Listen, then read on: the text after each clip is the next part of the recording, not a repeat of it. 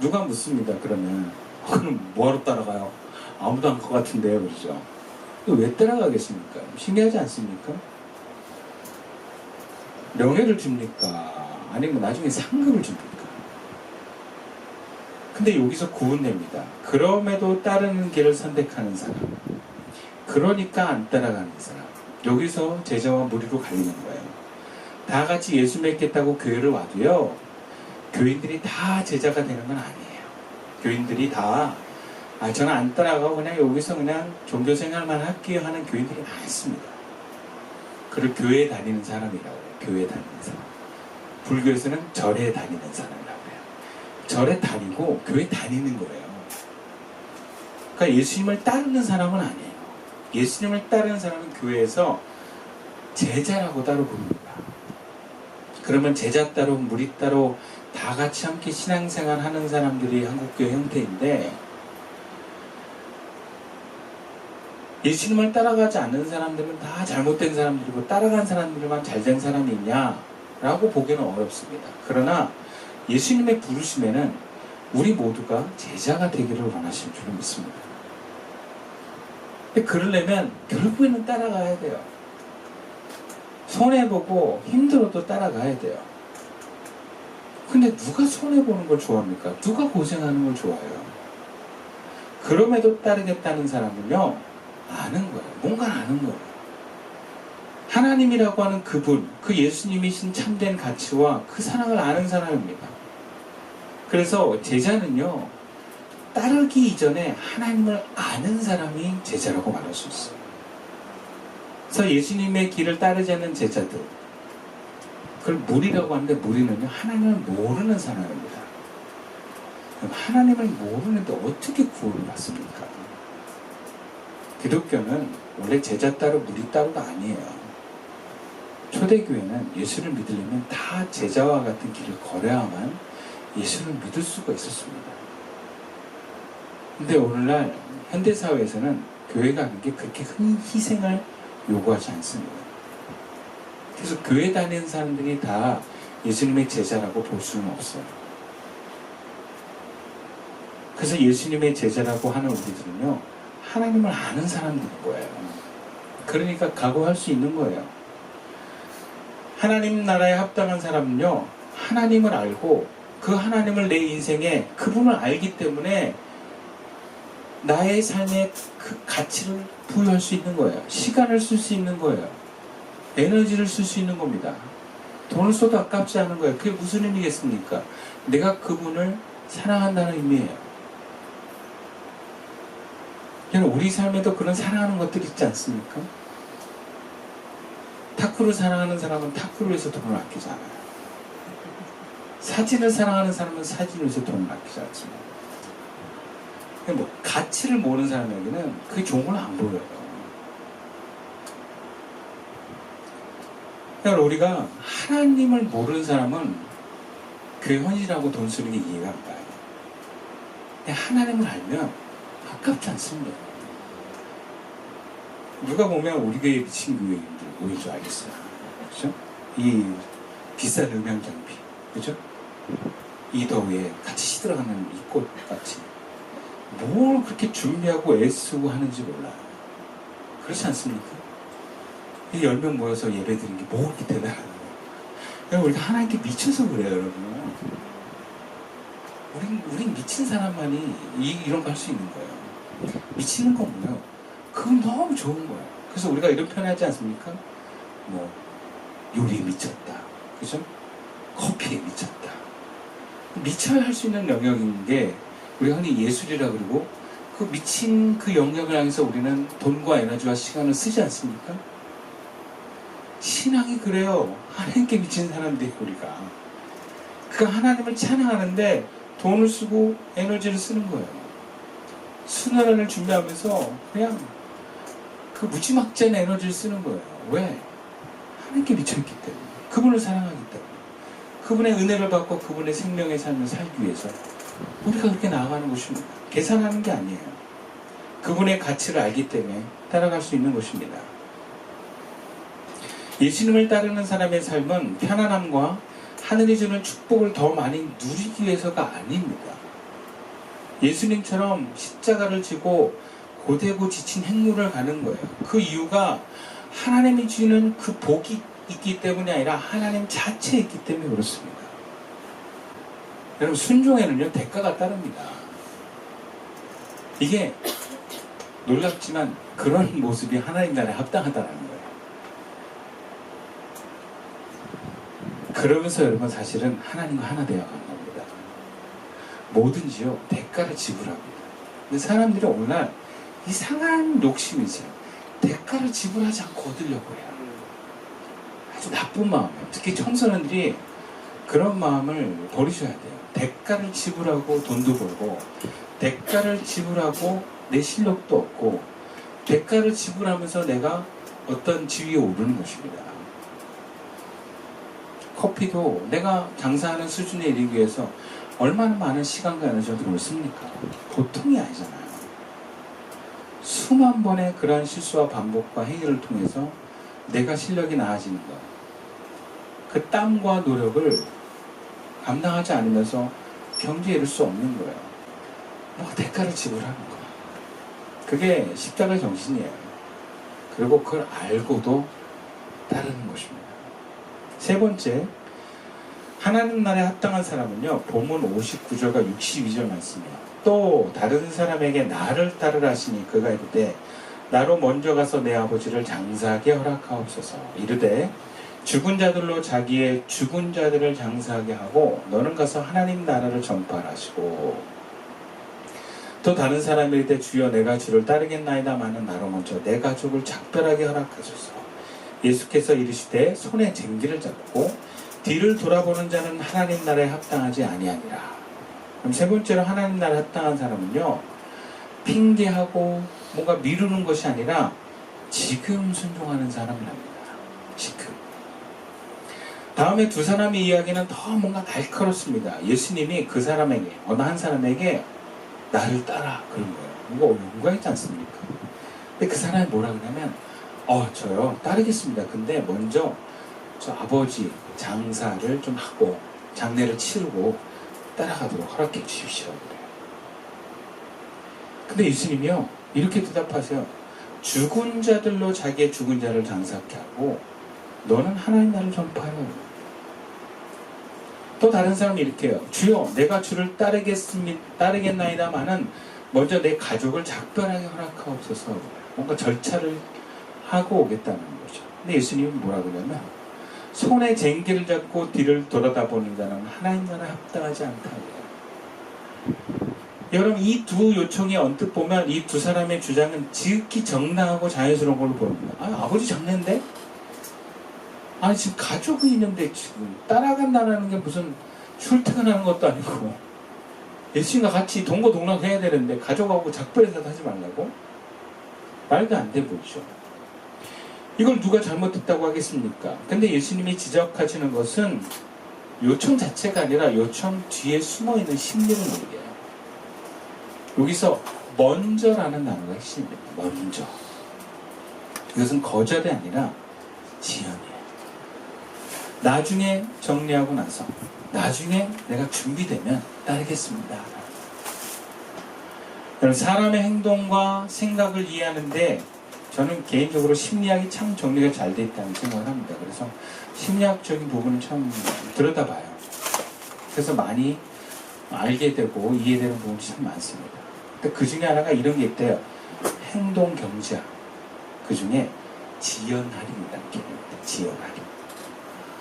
이것은요, 사람이 먼 미래 유익보다 당장의 편의를 더 크게 느낀답니다. 그래서 나중에 하겠다라는 말은요, 되게 실현되지 않습니다. 나중에 하지 않습니다. 예를 들어서, 우리 이런 거 많이 하잖아. 옷가게 들러서 실컷 보고, 입어보고.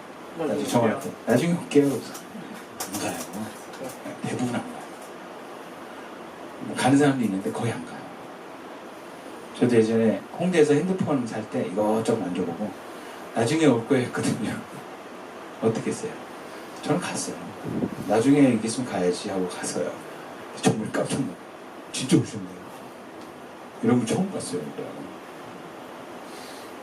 여러분 신앙의 결단도 마찬가지예요. 언젠가 내가 진지하게 믿겠다. 뭐 은퇴하면 봉사하겠다. 이런 분들 많거든요. 아이들 다 키우고 나면 헌신하겠다 그래요. 청소년들은 저 대학 가고 나서 교회 봉사할게요 그래요. 교회 열심히 나갈게요. 이런 미루는 거 우리 너무 익숙하지 않습니까? 다 미뤄요. 예수님이 쟁기를 드신 예로 드는 것은 아주 의미심장합니다. 고대에서는요, 쟁기제라는 농부가 이렇게 쟁기질하면서 뒤를 보면 삐뚤어진대.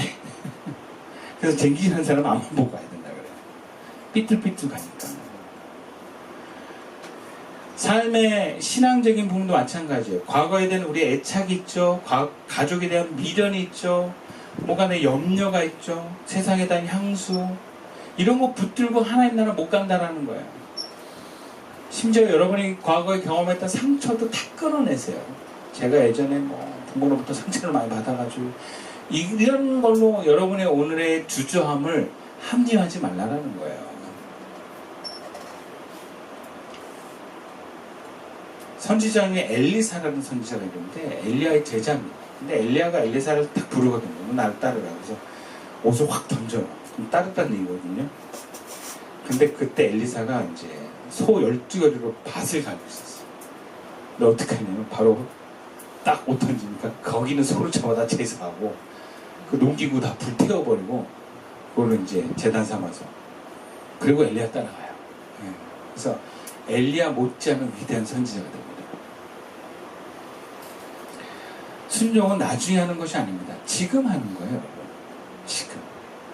창세기 22장에서는요, 하나님께서 어느 날 아브라함에게 나타나셔서 네 아들 사랑하는 독자를 데리고 모리아 땅으로 가서 번제로 들으라 했더니 아브라함이요, 아침에 일찍 일어나자마자 출발합니다.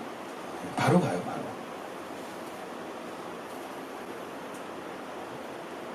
제가 여러 번 얘기했었는데 제가 2016년 12월 마지막 주일날 새벽 예배 때 새벽 기도하는데 주님이 저에게 딱 말씀하시더라고요. 너 개척해라. 오, 그거 잊을 수가 없어요. 기도하는데 새벽에 너 개척해라.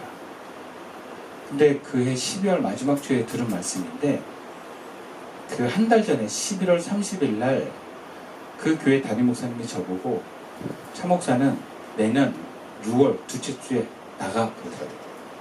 저 처음에 인생에 처음으로 잘리는 경우가 있어요. 나가 그러더라고요. 그분이 그런 분이 아니시거든요. 원래 항상 나는 부목사 쫓아내지 않아. 그래. 품고 있어. 그런 분인데 최초로 저를 자르셨어요. 자기 이제 후임을 데려오는데 그분이 이제 저의 선임이었기 때문에 뭔가 방해받을까봐 내가 앞에서 정리해준다 이런 느낌으로 그런 사례들이 교회가 많아요. 왜냐하면 새로운 사람이 원래 있었던 사람 나가는 거 부담스럽잖아요. 그러니까 앞에 목사님들이 좀 정리해주기 원해요. 그런 문화 속에서 그분이 그런 결정을 하신 것 같아요. 나가라 그러더라고요. 참 마음이 좀 그랬어요. 그래서 한 달 동안 이제 금식하면서 기도를 하게 된 기회가 되는데 딱 한 달이 지났을 때 주님이 저에게 너 개척해라 그러셨더라고요. 근데 뭐 개척 아무나 합니까? 돈이 있어야 되고 사람이 있어야 되는데. 근데 그때 당시에 뭐 청년들 하고 있었는데 청년들 무슨 돈이 있어요? 청년 한 명이 와가지고 목사님 개척해요. 미쳤냐? 나 돈도 없다. 그리고 너랑 무슨 개척을 하냐? 사람이나 좀 모아볼까? 50명 모아라 그랬어야 되는데 5명 모아봐. 실수했어. 진짜 5명이 왔어. 근데 그때 놀랬어요. 주님이 너 얘네들하고 시작해. 그때 좀 막막하긴 했어. 얘네들하고 예배를 시작해야 되는데 그냥 순종했어요. 네. 제가 6월 셋째 주에 사임을 했거든요. 둘째 주에 사임을 해놓고 또 잊어모셔가지고 6월 말에 사임하라 그러더라고요. 싫어요 그랬죠. 처음으로 담임목사님한테 제가 싫어요. 저희 제주도 가야 돼요. 셋째 주 할게요. 제가 셋째 주에 사임을 했어요. 그리고 제주도 갔다 와서 7월 첫 주에 예배를 드린 거예요. 그때 참 재밌었어요. 비 오는 날 기타 들고 그 야마로 된 그 버스킹 있어요. 그거 하나 딱 세워 짝대기 세워놓고 기타 반주 하면서 막 그때 노래하고 찬양하면서 예배드렸는데 그때 제가 그런 생각이 나요. 내가 그때 이들하고 예배를 시작하지 않았으면 시선교회가 있었을까? 원래는 언제도 얘기했지만 제가 그랬어요. 개척하지 않은 친구들한테 한 3년만 기다리라 그랬어요. 내가 그러면 어느 교회 청년부 가서 내가 3년 준비하고 개척하자. 다들 그랬어요. 목사님들이 개척은 준비하고 해야 된다. 저는 개척할 줄 몰랐기도 했고 뭔가 준비할 수 있는 시간이나 어떤 여력이 충분히 없었기 때문에 원래 개척도요 교회 사역을 하면서 준비를 해야 돼요. 그래서 사람을 먼저 끌어모으고 그 교회 교인들한테 물론 담임 목사님 싫어하는 분들도 있어요. 자기 교인들 뺏어간다고. 근데 원래 그 교회에서 마음에 묻는 분들하고 합쳐서 우리 나가서 교회 합시다 이렇게 돼야 되는 거거든요. 그러면 최소한 5에서 10가정은 같이 가야 또 교회에서 목사님이 좀 밀어주고 해야 개척이 되는 것이 일반적인 자연스러운 개척의 모습들이었어요. 그런데 저는 뭐 잘림 현상이었고 가진 재산도 없었고 사람도 딸랑 청년 5명 있었고 왜 주님이 너 지금 나가라고 하는 거 쉽지는 않았지만 분명했습니다. 이건 주님의 소리다. 나중도 아니고 지금이다 라고 하는 것에 제가 응답할 때 우리 교회가 생겨난 거예요. 그러니까 우리 시선교회는 존재가 순종함으로 지금 순종함으로 세워진 교회라는 걸 잊으시면 안 돼요. 그래서 우리는 그러한 기본적인 하나님의 생명의 원리와 질서 아래서 우리 교회가 돌아갑니다. 그래서 봉사와 섬김도요 제가 딱 한 번만 얘기해요. 이거 하실래요? 생각해보고요. 좀 안 시켜요. 생각해보고는 우리 교회 없어요. 나중에 할게요. 이것도 없습니다. 네. 딱 얘기했어요. 예 하겠습니다 하는 사람만 해요. 네. 물론 못 모르겠다 코 낀 경우도 있어요. 우리 드러머 같은 경우. 박수 하도 잘 쳐가지고 드럼 하시죠. 그때 예 하고 했다가 나중에 내가 이거 왜 했나 몰라 막 이랬어요. 그런 경우도 가끔은 있어. 너무 네 해가지고 근데 그거를 뛰어넘고 순종하니까 하나님 도움을 주시더라고요. 지금 얼마나 은혜로운지 몰라요. 예, 제가 지난주 막 우리 어제 말고 지난주 토요일날 연습할 때 막 정말 은혜 많이 받았어요. 드러머 또 그런 같은 드러머 아내를 둔 남편도 막 좋아가지고 우리 아내가 너무 잘해 막 해가지고 굉장히 행복하셨는데 그 가족 막 부부도 막 사귀어줘가지고 얼마나 축복을 받는지 몰라. 제가 볼 때 하나님이 우리 요구하신 거 우리 망하라고 하는 거 아니에요.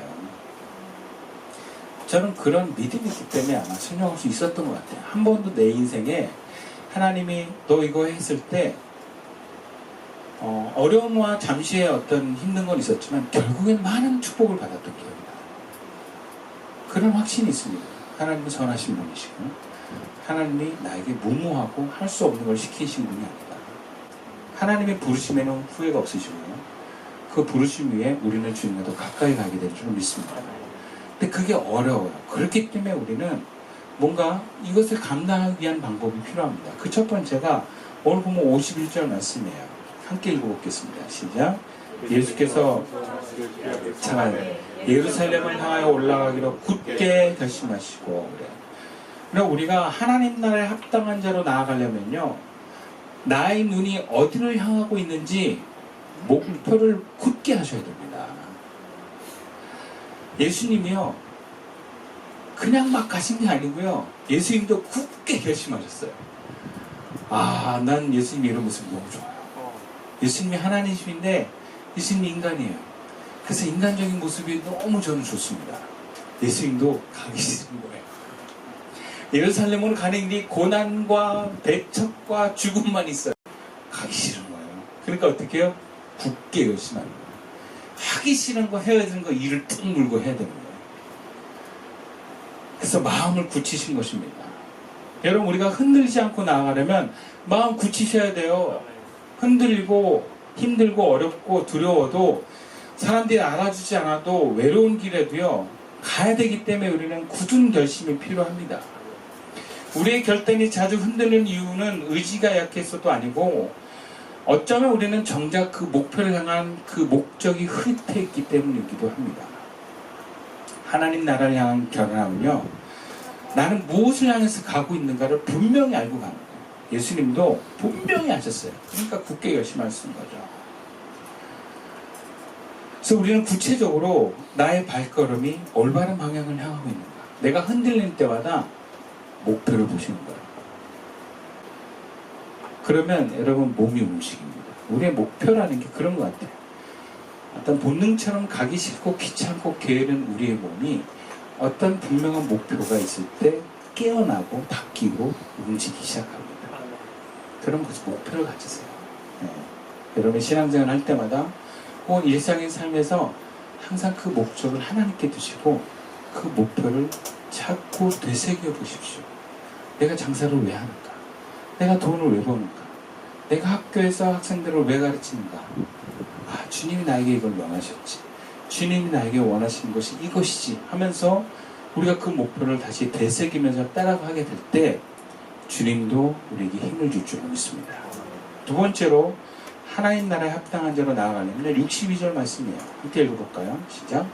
예수께서 이르시되 손에 쟁기를 잡고 뒤를 돌아보는 자는 하나님의 나라에 합당하지 아니하니라 하시니라. 우리가 하나님 나라에 합당한 자로 나아가려면요, 뒤에 있는 것 잘라내고 가세요. 어떻게 보면 일부러 막 정리하려고도 하지 마세요. 그냥 지금부터 가시는 거예요. 손에 쟁기를 잡고 뒤를 돌아다보는 자는 하나님 나라에 합당하지 않다. 이것은 어쩌면 먼저 정리하고 먼저 인사하고 먼저 마무리하고 오라는 얘기 아닌 것 같아요. 그냥 한번 보고 가라는 거예요. 네가 과거에 잘못한 것도 있고 놓친 것도 있고 상처도 받았고 죄도 지었지만 끊고 새롭게 가. 앞만 보고 가. 그렇게 말씀하시는 걸로 저는 들립니다. 우리가 항상 뭔가 조건을 달아요. 내가 이러면 이럴 거다. 뭐가 안정이 되면 나 결혼할 거야. 저는 그런 청년들 많이 봤어요. 저도 그랬어요. 저도.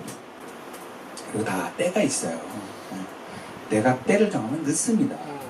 하나님 때에 순종하셔야 돼요. 그러려면 자꾸 계산하고 뒤돌아보고 하지 마시고요. 그냥 딱 끊고 가는 거예요. 제가 옛날에 이랬어가지고 그런 얘기 하지 마시고, 제가 상처를 받았어가지고 그래가지 마시고요. 저는 뭐 공부를 못해가지고요. 다 자르고 가시는 거예요. 저도 대학원 들어가서 공부하는데 너무 힘든 거예요. 우와, 왜 이렇게 어려워 이 단어들 하면. 음악하던 머리로 공부하려니까 막 너무 힘든 거예요. 그래도 딱 잘랐어요. 나 음악하던 머리 이제 핑계 대지 말자.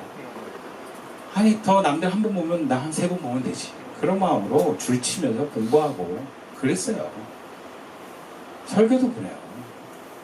부족하지만 열심히 잘하는 사람 설교 듣고 벤치마킹하고 그렇게 저는 설교를 배워갔습니다. 그게 처음에는 차이가 많이 나다가 점점 차이가 줄고 제가 그렇게 노력하고 보던 습관들이 몸에 배니까 이제는 남들은 책을 안 볼 때 저는 지금도 책을 봐요. 남들은 연구를 할 때 저는 지금도 연구를 하게 되더라고요. 그냥 과거에 머물지 마세요. 하나님은 너 과거에 어떤 일이라고 묻지 않습니다. 그리고 오늘날 자꾸 우리가 유행처럼 얘기했던 상처 이런 거 좀 덜 먹이지 마세요. 상처 여러분 해결 안 돼요. 네. 흉터는 남을 수 있어요. 근데 이게 깨끗하게 해결되지 않습니다. 그냥 안고 사는 거예요. 그냥 너무 과거에 머물지 마세요. 오늘 얘기하세요. 내일을 바라보세요. 와, 놀라워요. 그러니까 지금의 말도 안 되는 상황을 내가 후회하면서 오늘의 감사를 다 놓쳐버리고 살아요. 그러니까 하나님 기뻐하시는 사람이 아니에요. 하나님 나라에 합당한 사람은 이미 나에게 주어진 상황을 받아들이고 과거는 딱 떼버리고 나가는 사람이에요. 지금 하십시오. 그냥 하세요. 이유를 달지 마시고 토를 달지 마세요. 주님을 바라보십시오. 아멘. 말씀을 마치겠습니다. 예수님께서는요, 배척을 당해도 편함이 없어도 돌이킬 이유가 넘쳐도 예루살렘을 향한 발걸음을 멈추지 않으셨습니다. 근데 그분을 따르겠다는 사람들은 조건을 갈고 핑계를 갈고 지연을 시킵니다. 여러분, 우리 자신에게 우리는 물을 수 있어야 됩니다.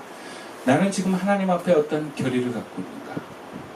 하나님이 우선이십니까? 아니면 내가 우선입니까? 기도드리겠습니다.